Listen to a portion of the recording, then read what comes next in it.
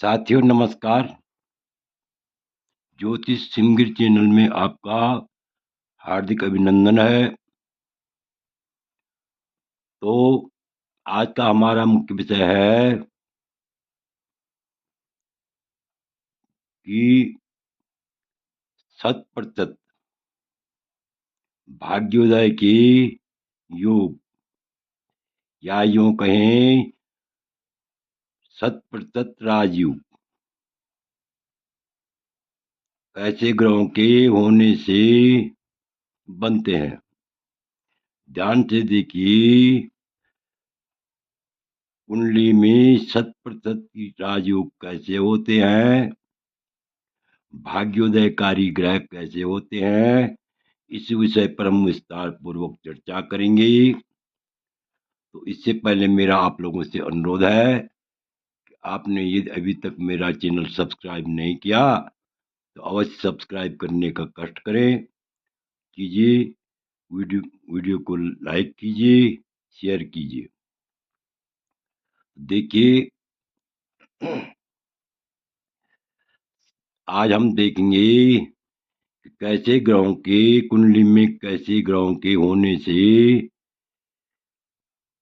जातक के 100% राजयोग होते हैं। कैसा ग्रह वाला व्यक्ति उच्च अधिकारी होता है, या सामंत होता है, या पार्षद होता है, या सांसद होता है, या विधायक होता है, इस विषय पर हम विस्तार पूर्वक चर्चा करेंगे। तो देखिए, सबसे पहले चतुर्थेश, जिस जातक की जन्म कुंडली में यदि चतुर्थेश अर्थात चौथे स्थान का स्वामी, इसको सुकेश ही बोलते हैं, तो सुकेश या चतुर्थेश यदि अपनी राशि में बैठा हुआ हो, अर्थात चतुर्थ स्थान में ही बैठा हुआ हो, और उस पर जो है शुभ ग्रह की, यानी शुभ ग्रह से युक्त होकर के, यानी उसके साथ शुभ ग्रह भी बैठे हुए हो, और साथ में नवमेष से भी युक्त हो।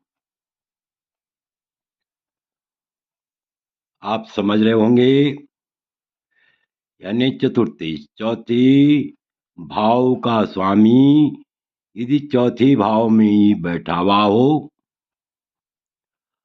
और उसके साथ दूसरा शुभ ग्रह भी बैठा हुआ हो, और उसी के साथ चतुर्थ स्थान में ही नवमेष भी बैठा हुआ हो, क्योंकि नवमेष को भाग्येश कहते हैं। तो भाग्येश और चतुर्थेश चतुर्थ स्थान में ही बैठे हुए हों, तो ऐसा मनुष्य क्या होता है, महामंडलेश्वर। मंडलेश्वर मतलब मंडल का अधिकारी होता है, जिलाधीश होता है, जिलाधिकारी होता है, सामंत होता है, या लोकसभा या विधानसभा में प्रतिनिधित्व करने वाला होता है, या पार्षद होता है। तो इस प्रकार से ज्योतिष शास्त्र में उल्लेख मिलता है,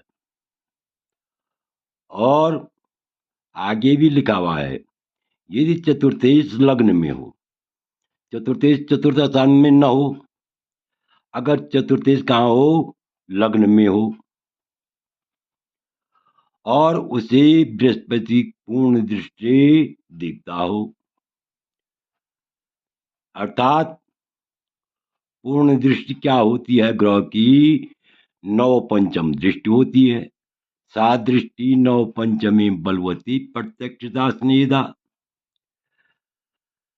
तो कुल मिलाकर के, यानी नवम भाव में बृहस्पति बैठा हुआ हो, और कहाँ देख रहा हो, लग्न को देख रहा हो, या पंचम भाव में बैठा हुआ हो और लग्न में, लग्न को देख रहा हो, चतुर्थी कहाँ हो, लग्न में हो, और उस पर जो है बृहस्पति की पूर्ण दृष्टि हो, तो ऐसा मनुष्य भी क्या होता है, राज्य पूजित,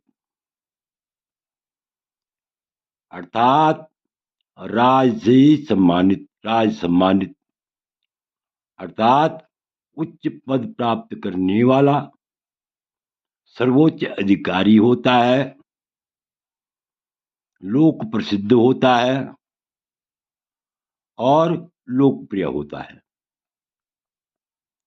ध्यान से देखिए यहां पर क्या लिखा हुआ है, यदि चतुर्थी लग्न में हो और उसे बृहस्पति पूर्ण दृष्टि से दिखता हो, अर्थात पूर्ण दृष्टि से कहां से दिखेगा, बृहस्पति लग्न को, यानी नवम स्थान से या पंचम स्थान से। ऐसा मनुष्य भी क्या होता है, राज्य पूजित, अर्थात ऐसे मनुष्य के भी राजयोग होते हैं, अर्थात राज सम्मानित, अर्थात उच्च पद पर आसीन होता है और अत्यंत प्रसिद्धि को प्राप्त करता है, और प्रसिद्धि को प्राप्त करता ही है लेकिन लोकप्रिय भी होता है। इसी प्रकार यदि चतुर्थी 11वें भाव में बैठा हुआ हो, आय स्थान में बैठा हुआ हो, 11वें भाव को लाभ स्थान भी बोलते हैं, चतुर्थी यदि लाभ स्थान में बैठा हुआ हो और उस पर क्या हो, बृहस्पति की दृष्टि हो, वह मनुष्य भी क्या होता है, अपने अभिष्ट वाहनों की प्राप्ति करता है, अभिष्ट मन इच्छित वाहनों से युक्त होता है, अथवा चतुर्थेश चतुर्थ को देखे और उसे चतुर्थेश को गुरु देखे, कौन, बृहस्पति देखे, तो भी मनुष्य अनेक प्रकार के वाहनों से युक्त होता है, उसको निसंदेह वाहन सुख की प्राप्ति होती है। आगे भी लिखा हुआ है, चतुर्थेश सुख स्थान में हो या नवम भाग्य स्थान में हो, या तो चतुर्थेश सुख स्थान में हो और या तो जो है भाग्य स्थान में हो, तो मनुष्य को सुख भाग्य से ही मिलता है, अर्थात मनुष्य का अचानक भाग्योदय होता है और अनेक प्रकार की, ऐसा व्यक्ति अनेक प्रकार के सुखों से युक्त होता है। अतः नवमेश और चतुर्देश का योग उन सब शुभ प्रभाव, उन पर शुभ प्रभाव भाग्य योग की सृष्टि करेगा। यहाँ पर ध्यान दीजिए कि चतुर्थ सुख स्थान व नवम स्थान, नवम भाग्य स्थान है, चतुर्थ स्थान क्या है, सुख का स्थान है, समझने की बात है, और नवम स्थान भाग्य का स्थान है। तो मनुष्य को सुख किससे मिलता है, भाग्य से ही मिलता है। एक कहावत भी है, जिसको देवल जगदीश उसको किसी प्रकार की काय की हीस, अर्थात जिसका भाग्य क्या है, भाग्येषु भाग्य ज्ञेयेषु भाग्यवान धर्मवान था, और त्रिक स्थाने व अन्य भाग्य सौख्यम न जायते। इस प्रकार से लिखा गया है, चतुर्थ सुख का स्थान होता है और नवम भाग्य का स्थान होता है। मनुष्य को सुख भाग्य से ही मिलता है, अतः इसलिए नवमेश और चतुर्थेश का योग वह अन्य उन पर शुभ प्रभाव भाग्य योग की सृष्टि करता है, अर्थात भाग्योदय की वृद्धि करता है, उच्च पद पर आसीन करता है। तो इस प्रकार से हम कह सकते हैं, यदि जन्म कुंडली में इस प्रकार के ग्रह हों तो उस ऐसे व्यक्ति को 100% राजयोग की प्राप्ति होती है, भाग्योदय की प्राप्ति होती है, भाग्योदय होता है, इसमें कोई संदेह नहीं है। आशा है कि आप इस वीडियो को भली बात समझ गए होंगे। आपसे अनुरोध है, यदि आपको यह वीडियो अच्छा लगे तो मेरे चैनल को अवश्य सब्सक्राइब करें, वीडियो को लाइक करें, शेयर करें। वीडियो देखने के लिए बहुत बहुत धन्यवाद।